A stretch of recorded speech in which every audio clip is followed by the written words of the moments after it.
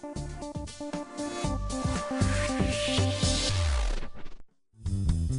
views and opinions expressed in this program are those of the participants and do not necessarily reflect the views of BronxNet or the program underwriters.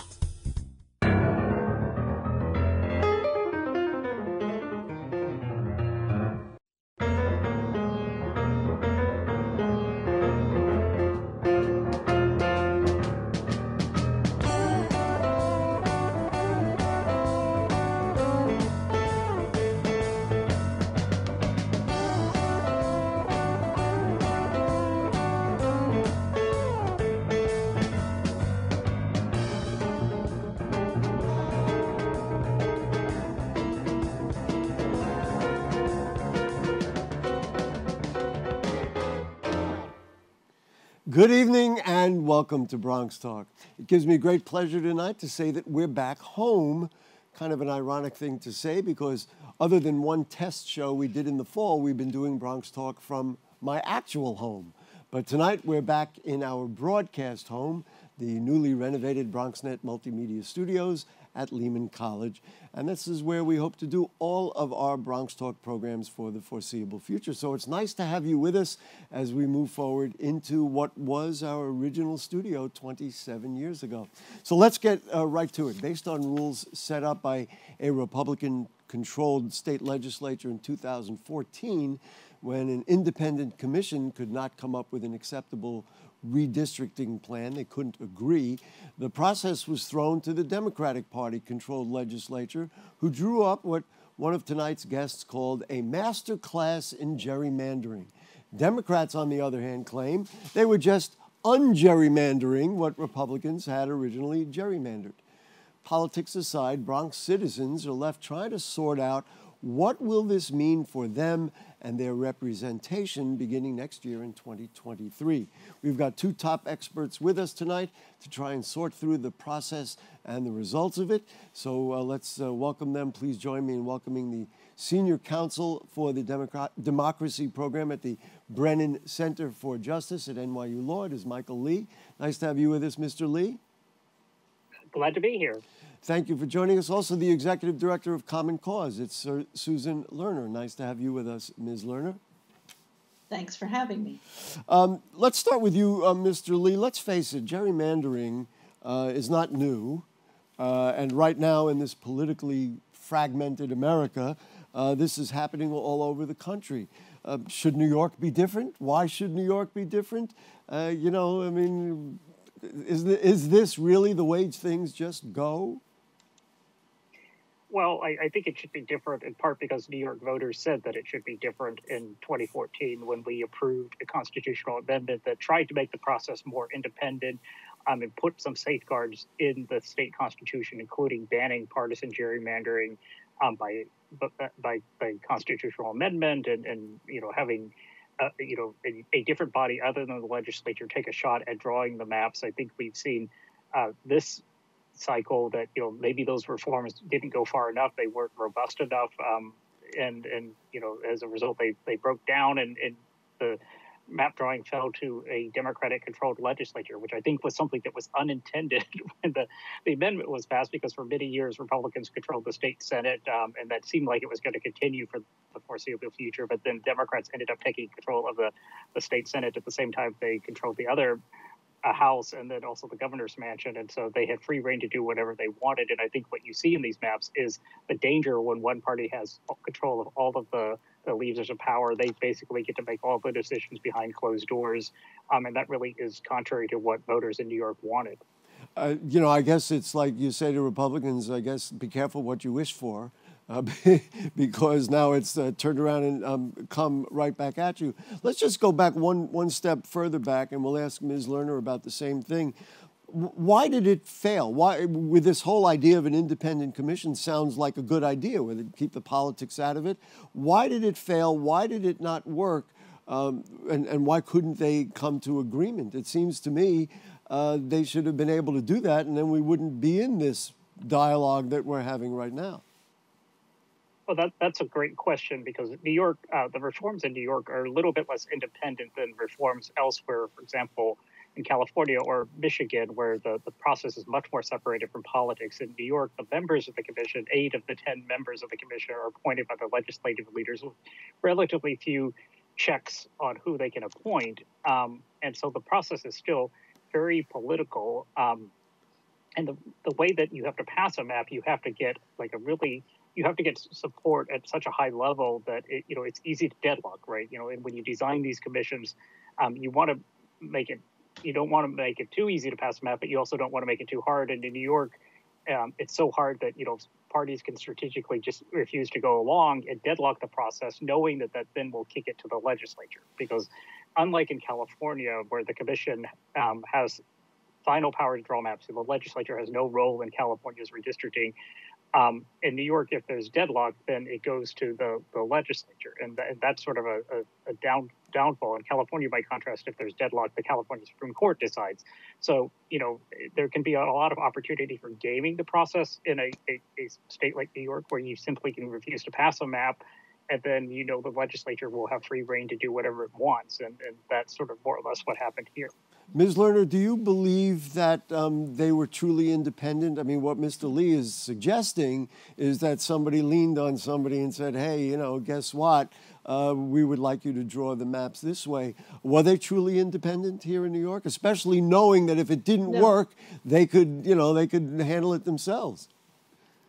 If this process played out, I'm sorry to say, pretty much the way we predicted it would play out when we opposed this constitutional amendment in 2014. We went to the New York courts to prevent this commission from being described as independent on the ballot, and we received a court order which said that in informing the voters what they were voting on, the commission could not be described as independent because it clearly was not.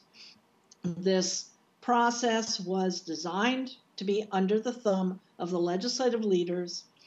It was designed to fail from the beginning, and it's disappointing but predictable the way in which it played out. And I guess you would then agree with what I just said a moment ago, that, it's like to the Republicans, be careful what you wished for. You set up a system that you felt that you could have the upper hand without foreseeing that all 3 branches of the legislature would be controlled by Democrats when it came. Exactly. They set up a very strange, objectionable system where the rules switched depending on who was in control of the different houses of the legislature. They thought they didn't think that there would be a 2/3 Democratic majority in the Senate, and therefore they thought they would have a veto on the maps. That's what they wrote into the state constitution. And that was something which, from a good government point of view, we objected to. You don't have a shifting standard depending on political outcomes. You need fair redistricting from the get-go.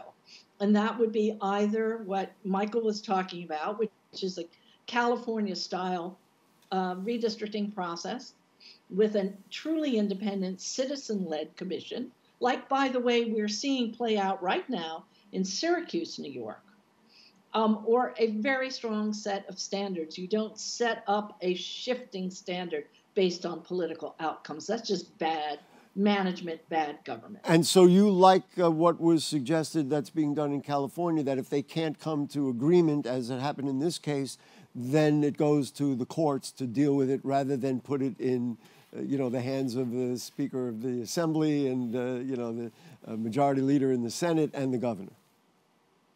Well, certainly the California system, I think, is the model that we at Common Cause look to have introduced every place where we can.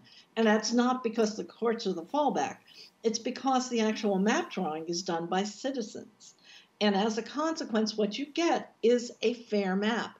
That's played out twice now in California, 2 cycles, 10 years ago and this year. And this year, the maps are accepted. There actually has been no litigation in California about these maps. We're seeing it play out in Michigan, where the voters set up an independent redistricting commission for the first time this cycle. And it's pretty clear to us that the Michigan Redistricting Commission, again, everyday Michiganders who drew the maps, drew them in a fair way because both the Democrats and the Republicans in Michigan are trying to overturn those maps. We're going to show the Bronx congressional maps in just a moment. One more question for Mr. Li. Do you believe with what I said earlier that Democrats were claiming, hey, we just ungerrymandered what they gerrymandered way back when? Do you accept that, or at this point it's like every man or woman for him or herself, and we're going to do what's best for us? Well, I think that that's certainly true when you look at the state Senate map. It's not, there's an argument, the state Senate map was drawn to be a Republican map. Democrats ended up winning a supermajority under it because of all the changes that occurred over the course of the last decade. But it was designed to be a Republican map, and there was some ungerrymandering that was done there. There's a question of whether Democrats went a little too far and ended up doing a Democratic gerrymander. But there is a legitimate claim that map needed to be ungerrymandered. That's a hard claim to make when you're talking about the congressional map, because what happened last decade with the congressional map is the legislature simply failed to pass a map. They ran out of time and didn't pass a map.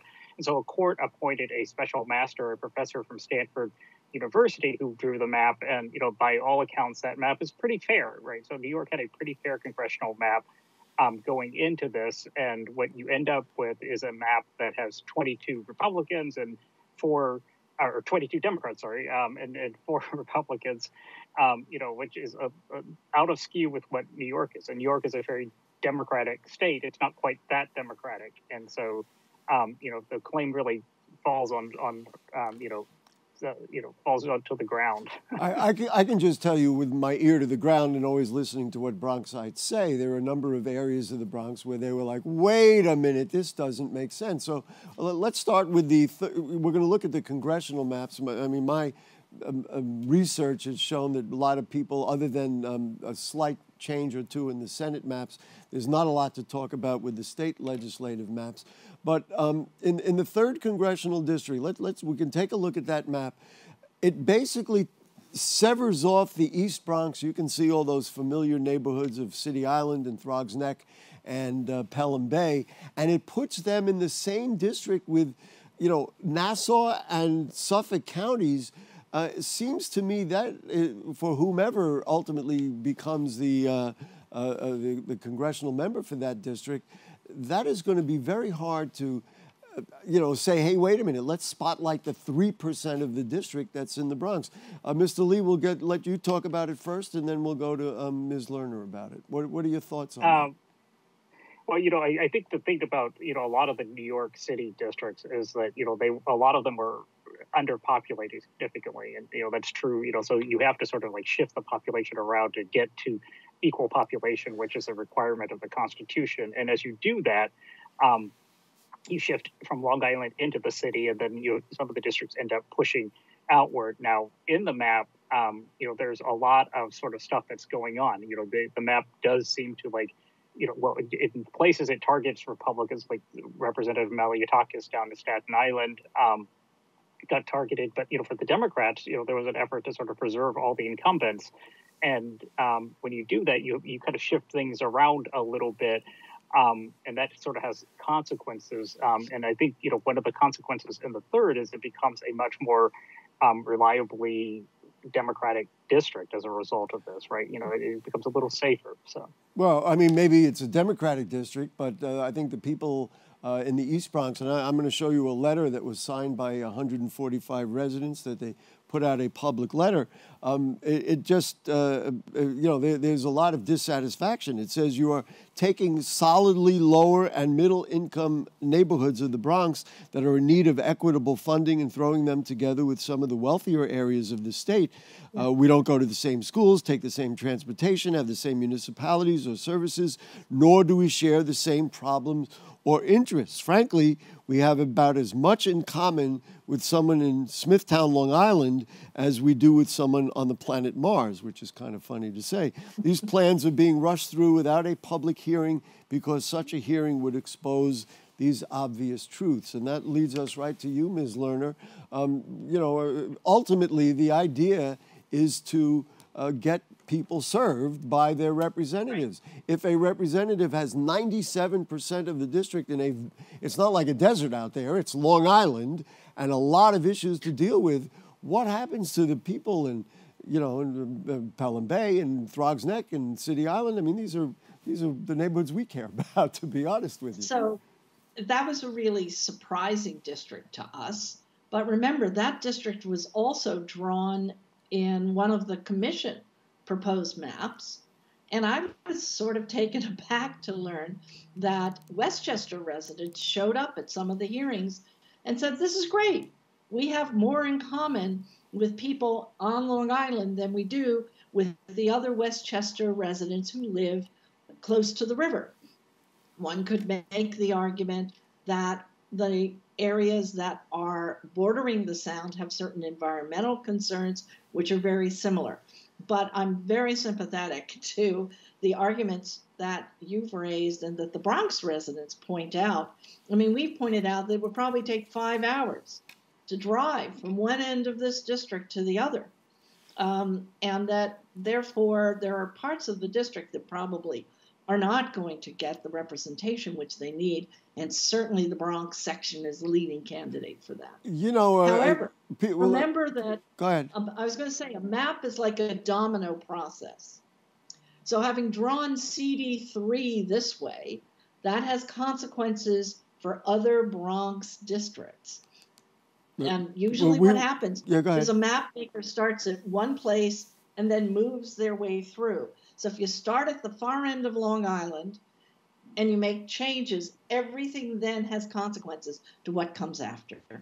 So, you know, I guess one of the questions that was posed to me, where does the congressional representative put his or her office? I mean, do they put their office, you know, somewhere? It's got to be somewhere on Long Island. Then what are the people, you know, who need constituent services and want to go to their Congress member's office who live on Throgs Neck? They got to, like, cross the Throgs Neck Bridge or the Whitestone Bridge and go to Long Island? Yeah. I love really that. You said, yeah. Yeah, okay. It's really problematic. Yeah, I agree. Really problematic. Let's stay with you then for a second, and let's look at the 15th congressional district, another one that raised eyebrows. And I know people in the South Bronx will like the same kind of thing. You know, in Bronx, people talk straight language. Wait a minute, what is this? So essentially the 15th district, this is the one currently held by Congressmember Richie Torres, and it was previously by Jose Serrano, is that whole section of the South Bronx, which is Mott Haven, Morrisania, Port Morris, and, you know, all of the South Bronx areas. Now it snakes up like a claw all the way up to Riverdale. Do we get the same kind of issues where people in a, frankly, used to be the poorest congressional district in the nation, now all of a sudden are going to have to fight for attention from a congressional representative? So we'll start with you, Ms. Lerner, and then Micahel Li can weigh in as well. I mean, theoretically, I think it very much depends on the character of the congressional member.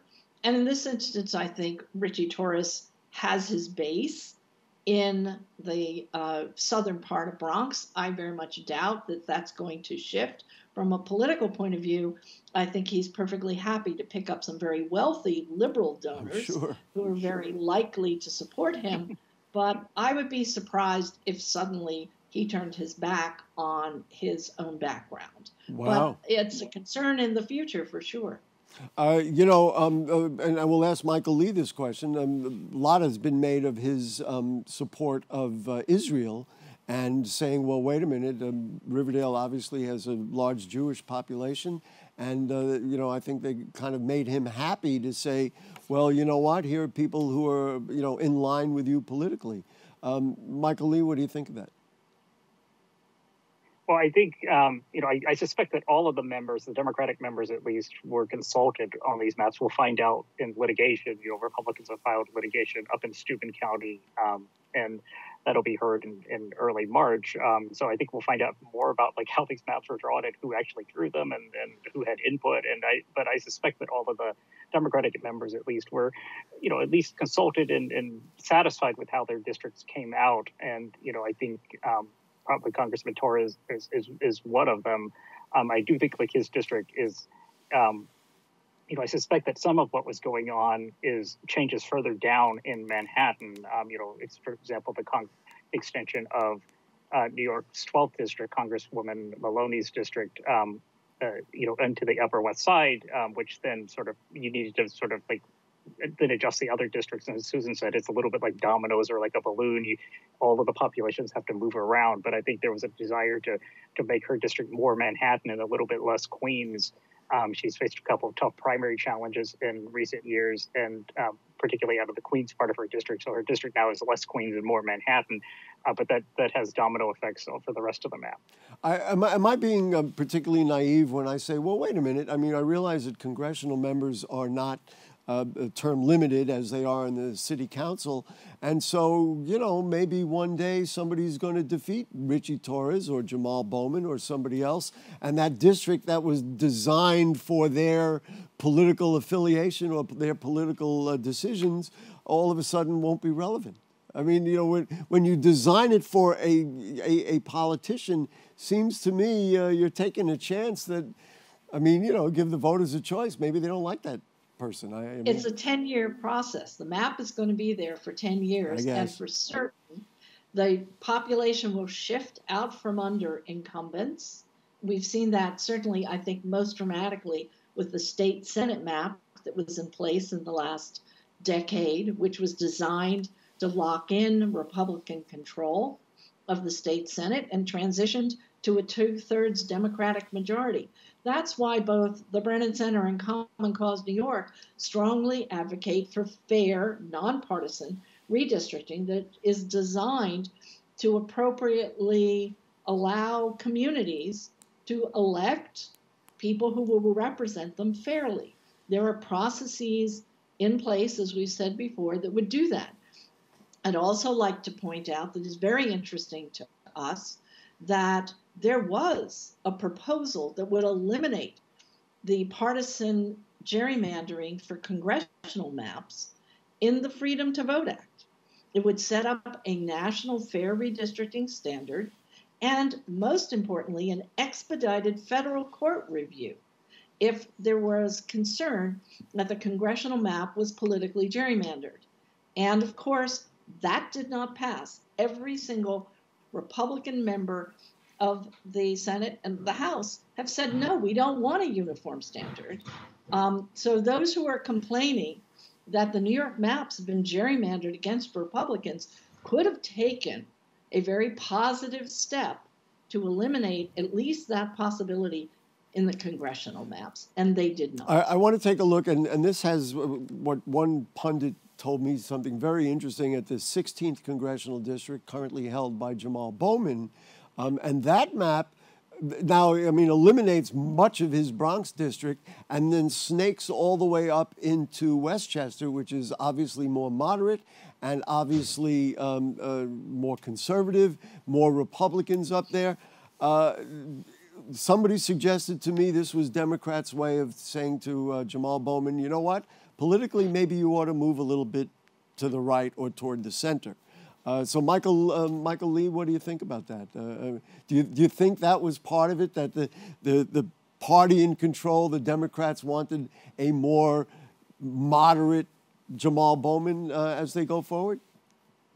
Well, I have no insight you say into no? whether I have no insight, but I will say, I do think most of the incumbents I think will perform well under these maps. I think the real interesting question will be what happens when they retire and it becomes an open seat, and then it gets decided in the primary, and you could have a very different type of candidate emerge from the district. So there's a lot of advantages to being an incumbent. You have name recognition, a head start even in a new district. But when these seats become open, then that's a very different ball of wax. I have to tell you what prompted that question was Congressman Bowman was quoted in one of the local papers as saying, which knocked me out. It said, "Don't call me progressive. Don't say I'm a member of the squad because we don't want any more labels." I have to tell you, I could go look back at interviews I did with him. I think he was pretty sure at identifying himself as a progressive, and I thought that comment was now all of a sudden, you know what, I better back off even in name a little bit, because it's not going to appeal to who I'm going to have to appeal to ultimately. Susan Lerner, your thoughts on that? Well, I think it is a bizarrely drawn district when you've got parts of the Bronx and Yonkers that are now paired with Putnam County. What you were saying about the Sound District, CD3, is, I think, valid here too, which are that there are very different concerns. But if you look at the underlying demographics of that map, it still picks up a significant number of the people of color who live in those districts, who live in within that district. So the base in the lower part of the district and where it goes up through White Plains, I mean, there is, these maps I think are very cleverly drawn. There, you can see the argument that's going to be made to try and defend the district. Which brings up, we'll do one last point and then we'll let everybody sum up, which brings up the question of the Republican lawsuit against this. Susan Lerner, do you think it has any chance of going through, or do you think these are defensible when it comes to a legal overview? I absolutely have no crystal ball on this because we have no precedent in New York for this situation.